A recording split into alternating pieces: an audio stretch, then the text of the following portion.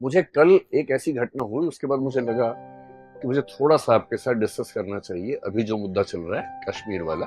वो ये समझने के लिए कि एक सिविल सर्वेंट होने के नाते आपकी भविष्य में क्या जिम्मेदारी होगी, और इसी पर्सपेक्टिव से आपको परीक्षा में अपनी बात कहनी भी चाहिए, है ना। ये बात सिर्फ परीक्षा की नहीं है, जीवन की भी है। कल को आप एक जिला संभालेंगे, राज्य संभालेंगे, देश संभालेंगे, और देश संभालते हुए आपके हाथ से छोटी सी गलती हो गई तो बहुत भारी पड़ेगा पूरे देश को। इसलिए हमारा होश दुरुस्त रहे, जोश कंट्रोल में रहे, दिमाग ठीक से काम करता हो, ये बहुत जरूरी है। ये मुझे कल क्यों लगा, कल मैं जब क्लास से गया तो मुझे एक ऐसा बच्चा मिला जो हमारे ऑफिस में काम करते बहुत नजदीक है, और वो बहुत ही बिलबिलाया हुआ था, बहुत नाराज था। मैंने उससे पूछा क्या हुआ, क्यों नाराज है? बोला मेरा खून खौल रहा है। मैंने ठीक है भाई, जैसी घटना हुई है खून तो खोलना लाजमी है, किसी का भी खोलना चाहिए, लेकिन तुम्हें क्या लग रहा है? बोला मेरा मन कर रहा है कि आग लगा दूं। मैंने ठीक है, गुस्सा आना स्वाभाविक है। बोला आज मैं कहीं से आ रहा था, तो रास्ते में मेरे पड़ोस में, जब मैं बस में था, मेरे साथ में एक मुस्लिम व्यक्ति बैठा हुआ था। एक सेकंड को मुझे लगा कि हमला कर दूं उसके ऊपर, लेकिन मैंने खुद को रोक लिया। और पर मैं बहुत बदहवासी की हालत में, मैं समझ नहीं पा रहा क्या करूं, क्योंकि मैं झेल नहीं पा रहा हूं ये क्या हुआ है। चुन चुन के हिंदुओं को मारा गया, कैसे स्वीकार करें? अब ये मनहसती ऐसा नहीं कि उसी की, बहुत लोगों की है, आपके परिवारों में बहुत लोगों की होगी, आप में से भी कुछ की होगी, तो यहाँ पे शायद कह नहीं रहे होंगे, लेकिन मन में तो सब बातें आती है। ऐसे माहौल में एक सिविल सेवक की जिम्मेदारी क्या बनती है, हमें ये समझना है। और आप जब कल को निबंध लिखें, इंटरव्यू में जाएं, बात करें वहां पर, आपका नजरिया कैसा दिखना चाहिए, ये भी तो महत्वपूर्ण बात है, थोड़ा बात थोड़ा। सबसे पहली बात जो आप एथिक्स में एक टॉपिक है इमोशनल इंटेलिजेंस, भावनात्मक बुद्धिमत्ता, उसमें पढ़ेंगे। जब भी कोई आपको उकसा रहा हो, नंबर 1, उकसावे में नहीं है, इमोशंस में बह के फैसला नहीं करना। कोई भी ऐसा फैसला जिसके दूरगामी परिणाम हो, वो इमोशन से बह के नहीं करना है। थोड़ा सा वहां से हट के, न्यूट्रल होके, सोच के, समझ के फिर करना है।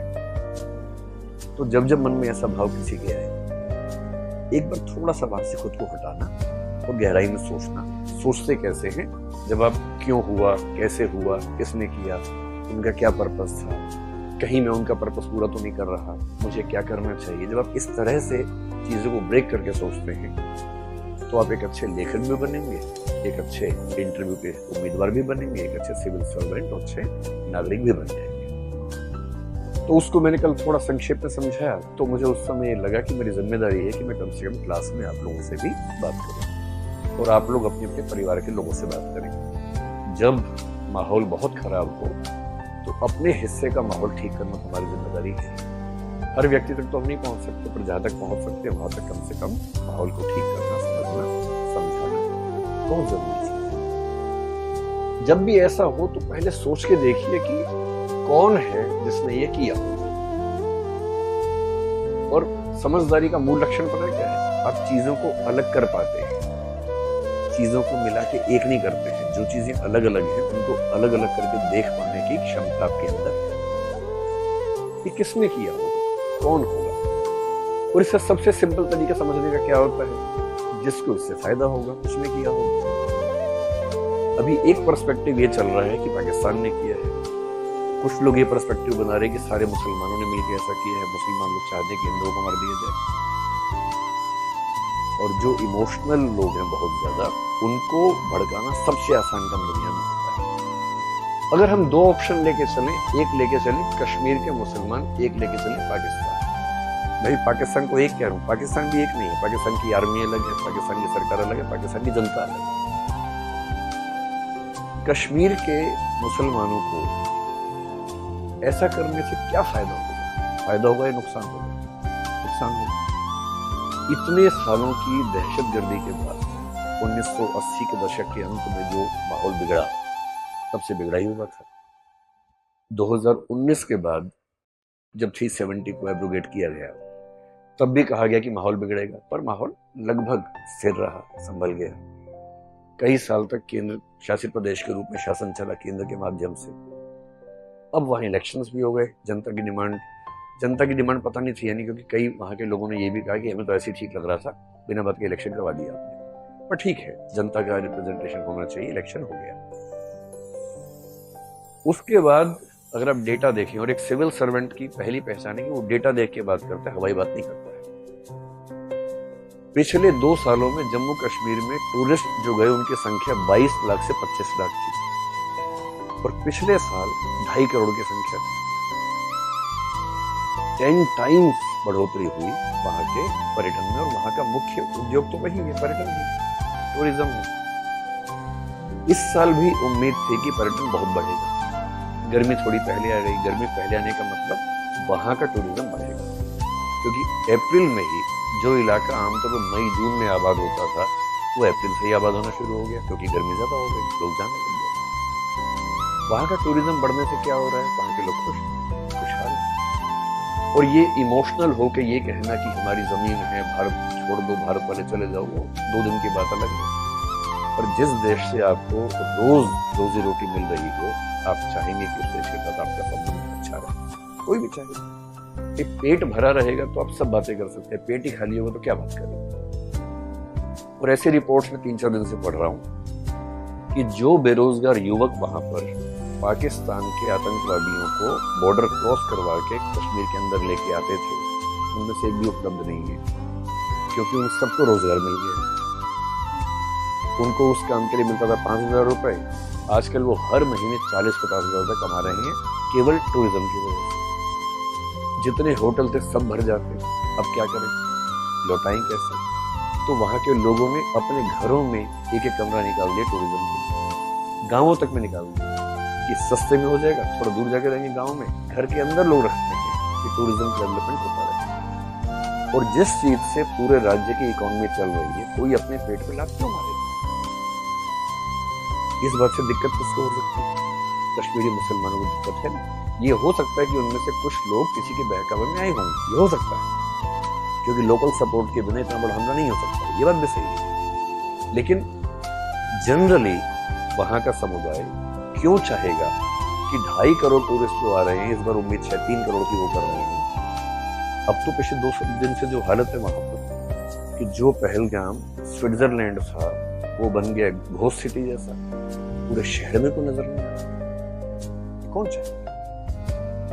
तो मेरी पहली बात है, समझने का तरीका यह है कि कश्मीर का सामान्य मुसलमान, 2-4 अपवादों की बात मैं नहीं कर रहा हूं जो लोकल सपोर्ट कर रहे होंगे, सामान्य मुसलमान ये नहीं चाहता, क्योंकि उसका तो रोजगार बढ़ रहा है, आय बढ़ रही है, वैसा क्यों चाहेगा? तो कौन चाह सकता है? इतना दुरुस्त हमला है, इतनी तैयारी के साथ हमला है, कोई रैंडम व्यक्ति नहीं कर सकता।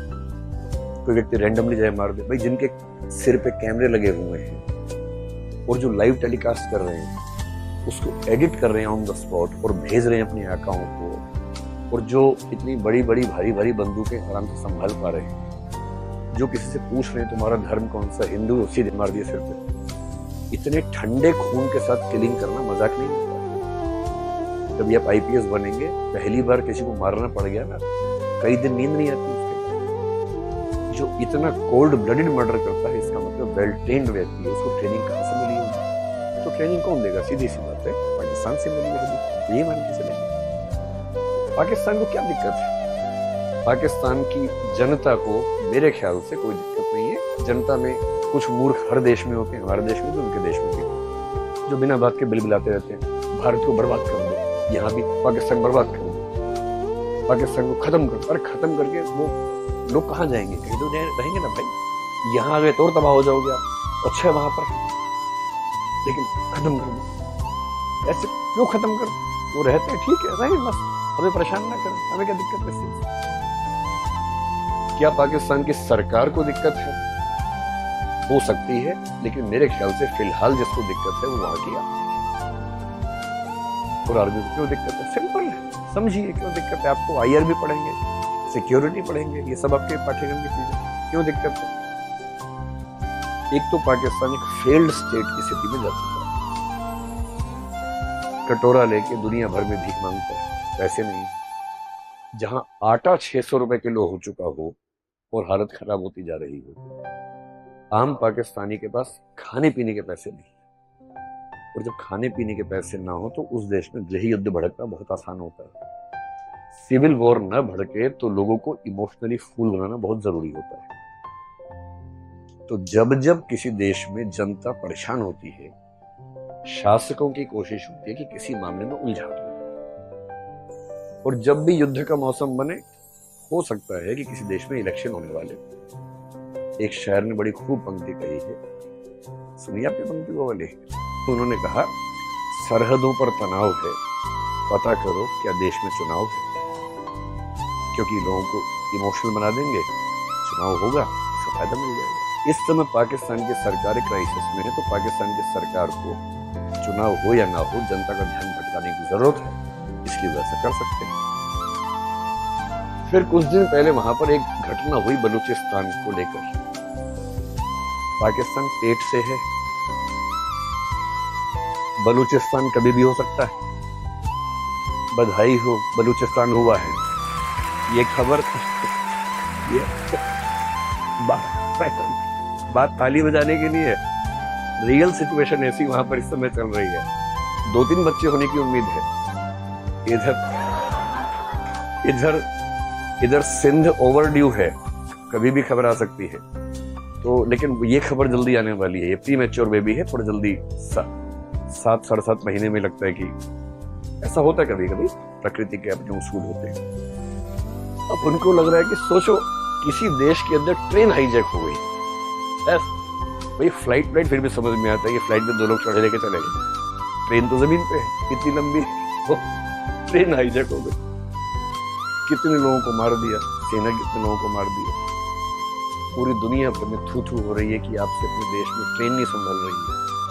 आपके देश का एक बहुत बड़ा प्लान इतना नाराज है कि आपके देश की ट्रेन पे कब्जा कर लेता है। उनको बलूचिस्तान के मामले को दबाना है, शांत करना है। तो शांत करने का तरीका क्या? कुछ और भड़का दो मामला, उससे लोगों का दिमाग वहां से हट जाता है। तो एक तो गरीबी, ऊपर से बलूचिस्तान, और तीसरा एक शख्स वहां बहुत परेशान है, उसका नाम है असीम मुनीर। वो वहां के सेनाध्यक्ष, चीफ ऑफ आर्मी स्टाफ।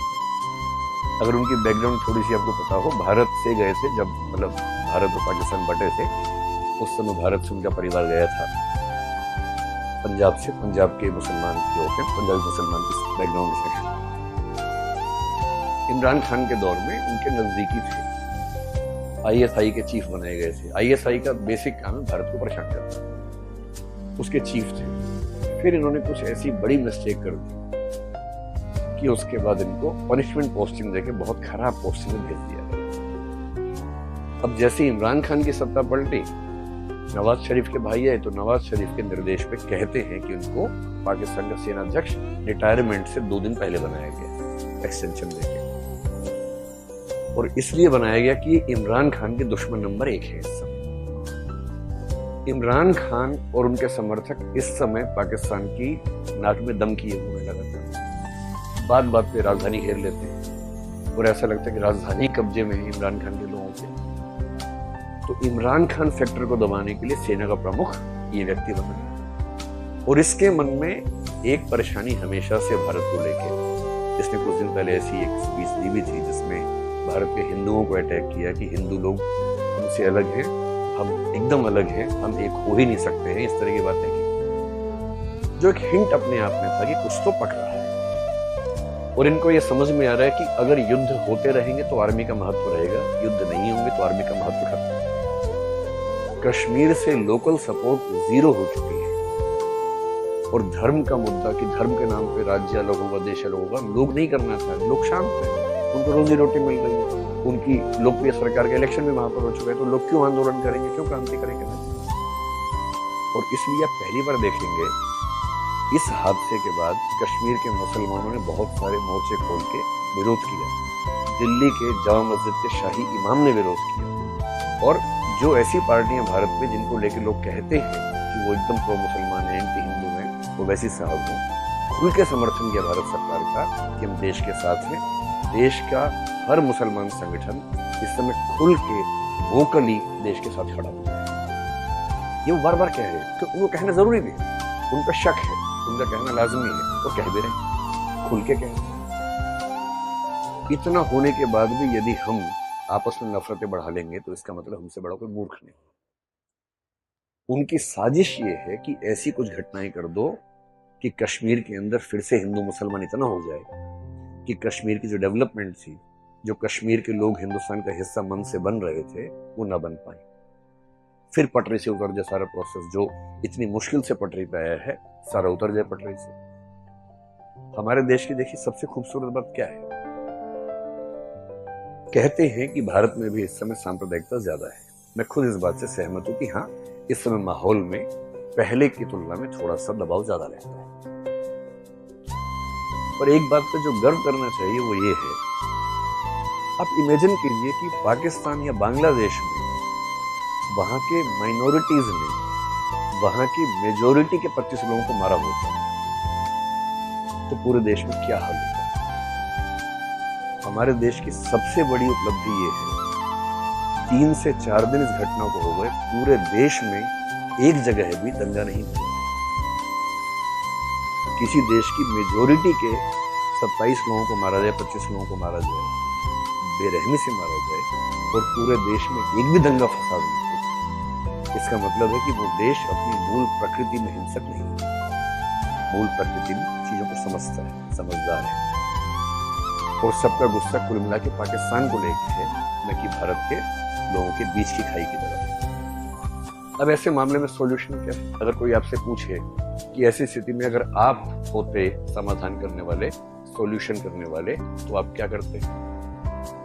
अगर हमने कश्मीर का बायकॉट कर दिया, टूरिज्म खत्म कर दिया, तो जीत हमारी हुई या उनकी हुई? तो उनकी जीत हो गई।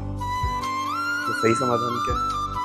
कश्मीर में जहां जहां टूरिज्म होता है वहां वहां सिक्योरिटी इतनी कायदे से बढ़ाई जाए और टूरिज्म 2.5 करोड़ की जगह बढ़ के 3-4 करोड़ हो जाए, ताकि कश्मीर के जो थोड़े बहुत बच्चे अभी भी दुविधा में हैं, उनकी दुविधा भी स्थायी रूप से खत्म हो। इसलिए कश्मीर का टूरिज्म खत्म करने का मतलब है कि आप उनके शिकार हो गए, आप उनके झांसे में आ गए, आपने वो काम कर दिया जो वो चाह रहे थे। ये नहीं करना। वो दूसरा क्या चाह रहे हैं कि भारत के मुसलमानों को इनसिक्योरिटी हो जाए, उनको लगे हिंदू ऐसे हैं, हिंदुओं को इनसिक्योरिटी मुसलमानों से हो जाए। जिस मामले में हमारे देश ने एकदम ठीक स्टेप लिया, पिछले 3-4 दिन में एक भी ऐसी घटना नहीं हुई जो चिंता वाली है, क्योंकि भारत के हिंदू इस बात समझ रहे हैं कि दुश्मनी अपने परिवार के लोगों से नहीं, दुश्मनी बाहर के लोगों से। और सरकार की भूमिका क्या होती है? जॉइंट फैमिली के मुखिया वाली, संयुक्त परिवार। संयुक्त परिवार में कभी शांति नहीं होती है। 4 भाई हैं, चारों के आपस में झगड़े चलते रहते हैं। इसकी पत्नी उसकी पत्नी से नाराज है, इसका पति इसके पति से नाराज है, ज्यादा मैं कमाता हूँ, खाता ज्यादा ये है, ये मोटा हो गया है, मैं पतला हो गया हूँ, ज्यादा रिसोर्सेज मुसलमानों पे खर्च हो रहे हैं, ज्यादा संसाधन हिंदुओं पे खर्च हो रहे हैं। ये सब जॉइंट फैमिली में चलता है, चलता रहेगा। लेकिन कोई जॉइंट फैमिली घर के अंदर के झगड़ों को बाहर लेके नहीं जाती, और सरकार एकदम सही कर रही है, नहीं लेके जा रही है। सरकार ने सारे स्टेप पाकिस्तान के खिलाफ लिए। नदी के मामले में हमने एक स्टेप लिया। इन स्टेप्स का असर समय के साथ दिखेगा, और अभी आप में से कई लोगों का मन कर रहा होगा कि युद्ध हो ही जाना चाहिए। इस समय जो है ना, वॉर लाइक सिचुएशन है। एक बात हमेशा ध्यान रखनी है, अगर युद्ध हुआ तो फायदा किसको होगा? सेनाओं को फायदा होगा, विशेष रूप से बाहर की सेना। भारत की सेना भारत के सिविल एडमिनिस्ट्रेशन के अंडर काम करती है। पाकिस्तान की सेना और आजकल बांग्लादेश की सेना लगभग सिविल एडमिनिस्ट्रेशन की टक्कर में या उससे ऊपर काम कर रही है। उन सेनाओं को मोहलत मिलेगी, उन सेनाओं को फिर से सांस मिलेगी कि हमारा अस्तित्व ठीक चल रहा है। युद्ध होना हमेशा ध्यान रखना, युद्ध केवल तब करना है जब कोई चारा ना बचे। एथिक्स के पेपर में एक टॉपिक है इंटरनेशनल एथिक्स, उसमें युद्ध एक सब टॉपिक है कि युद्ध अपने आप में कितना नैतिक है, कितना अनैतिक है। तो उसका एक ही उत्तर है, जब तक युद्ध टल सकता है युद्ध को टालना चाहिए, जब टलना संभव न हो तो करना चाहिए। साहिर साहब ने एक बड़ी अच्छी नज्म लिखी थी जिसमें उन्होंने कहा, जंग तो खुद एक मसला है, जंग क्या मसलों का हल देगी। आज खून और लाशें देगी, कल भूख और एहतियाज देगी। इसलिए ए शरीफ लोगों, जंग टलती रहे तो बेहतर है, हमारे और आपके घरों में शम्मा जलती रहे तो बेहतर है। ये होना चाहिए दिमाग का है। लेकिन आत्मसम्मान, आत्मरक्षा बहुत जरूरी मसले हैं। और जब ऐसी नौबत आ जाए कि अब कोई रास्ता नहीं बचा है, तब युद्ध करना जरूरी होता है। लेकिन ये क्लियर होना चाहिए कि ऐसी नौबत आ गई है। और बहुत अच्छे अच्छे लोगों ने, एक बहुत अच्छे दार्शनिक हुए थे नीत्शे, एक बहुत अच्छे दार्शनिक हुए थे हेराक्लाइटस, इन सब लोगों ने कहा कि कभी कभी किसी समाज के जिंदा रहने के लिए युद्ध बहुत जरूरी होता है। दिनकर एक कवि हुए, कुरुक्षेत्र में उन्होंने एक बात लिखी, पांडवों और कौरवों के बीच में युद्ध की बात चल रही है और बहुत परेशान है युधिष्ठिर कि युद्ध हमने लड़ा, अच्छा किया कि बुरा किया। युद्ध खत्म हो गया महाभारत में, शांति पर्व महाभारत का अंतिम हिस्सा है। युधिष्ठिर गिल्ट फीलिंग से भरे हैं कि हमने 5 भाइयों के हक के लिए 100 कौरवों की लाशें बिछा दी, लाखों लोग मार दिए, कितना बुरा काम हमने किया। और वो भीष्म पितामह के पास गए हैं कि मैं इस गिल्ट फीलिंग से मरा जा रहा हूँ, आप इस पे क्या कहते हैं। भीष्म पितामह ने बहुत लंबी डिस्कशन की, जिसमें एक पॉइंट सेंटर में है कि युद्ध तब तक नहीं करना है जब तक जरूरी ना हो, जरूरी हो जाए तो करना है, और करना है तो युद्ध की नैतिक जिम्मेदारी उसकी नहीं है जिसने आत्मरक्षा में किया है। युद्ध की नैतिक जिम्मेदारी उस पे है जिसने युद्ध पैदा करने की कंडीशंस क्रिएट की। और तब वो एक पंक्ति कहते हैं, रुग्ण होना चाहता कोई नहीं, रुग्ण मतलब बीमार, रुग्ण होना चाहता कोई नहीं, रोग लेकिन आ गया जब पास हो, तिक्त औषधि के सिवा उपचार क्या, शमित होगा वह नहीं मिष्टान से। अगर रोग पास आ ही गया है तो मिठाई से थोड़ा समाधान होगा, कड़वी दवाई खानी पड़ेगी। नहीं, ऐसा क्यों? इसलिए एक सिविल सर्वेंट का पर्सपेक्टिव क्या है, सबसे पहले समझना है कि इन सिचुएशंस के मूल में क्या है, उनके इरादे क्या हैं। हमें उनके इरादे पूरे नहीं करने, उनके इरादों को समझकर शांति से, धैर्य से, समझदारी से निर्णय करना है, उकसावे में नहीं आना है। पाकिस्तान की जनता के खिलाफ नहीं सोचना, जो गलत कर रहे हैं, जो वहां के आतंकवादी हैंडल्स हैं या सेना के लोग हैं, उनके बारे में सोचना है। युद्ध जैसी स्थितियों से खुद को भी रोकना है, आसपास के माहौल को भी ठीक करना है। और अगर भविष्य में कभी ऐसी नौबत आ जाए, वैसे तो न्यूक्लियर पावर्स के बीच में युद्ध आमतौर पर नहीं होता है, इंटरनेशनल कम्युनिटी संभालेगी इस चीज को, अगर ऐसा होगा तो आ जाए तो फिर देख लेंगे तभी।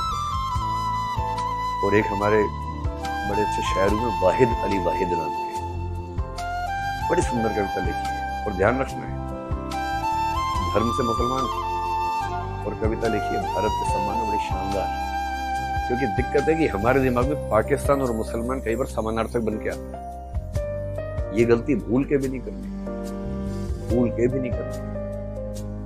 और वो कह रहे हैं, द्वंद्व कहां तक पाला जाए, युद्ध कहां तक टाला जाए, तू भी है राणा का वंशज, फेंक जहां तक भाला जाए, दोनों ओर लिखा हो भारत, सिक्का वही उछाला जाए, इस बिगड़ैल पड़ोसी को अब फिर शीशे में ढाला जाए।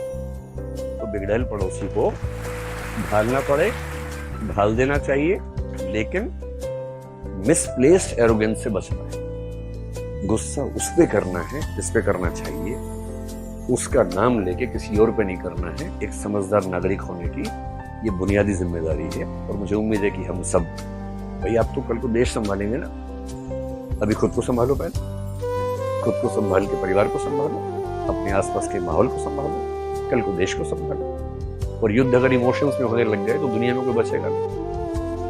इतने युद्ध होंगे, दुनिया खत्म हो जाएगी। तो युद्ध निजी जीवन में भी तभी करना है जब कोई चारा, जब तक बातचीत से मामला बना।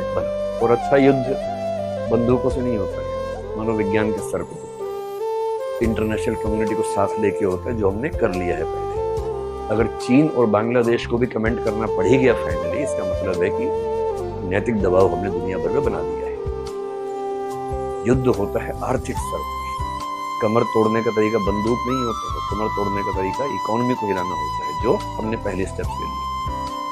इन सब से बात ना बने तो अंत में होता है कि बंदूक उठाओ और काम शुरू करो। लेकिन वो बहुत बात की बात है और उसके लिए पागलपन तो एकदम ठीक है। क्या मैं आपको समझा पाया? और ये एक मुद्दा था। किसी भी मुद्दे पर पर्सपेक्टिव किस तरह से रखना है, समग्र मूल कारण पे जाना है, उछली बातों से बचना है, और जो सही समाधान है मल्टीफेसेटेड, मल्टीप्रॉन्ग, बहुपक्षीय समाधान, उसको लेके आगे बढ़ना है। ठीक।